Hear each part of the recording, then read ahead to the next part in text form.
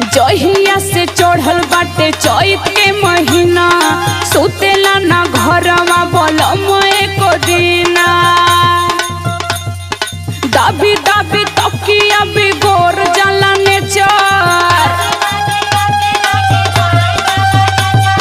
अरे टीवी देखल कर पगली, टीवी मोबाइल में टिकटॉक पर वीडियो बनावल कर टाइम पास हो जाई। देखा थी कुल मेहरारू बनावत थी, हमरे ना आवेला हो। यह खाली तोरे ना वाला। अरे संदीप राज उर्फ राज से सीख ले, वो तो टिकटॉक का स्टार है। दाबी दाबी तकिया बिगोर जाला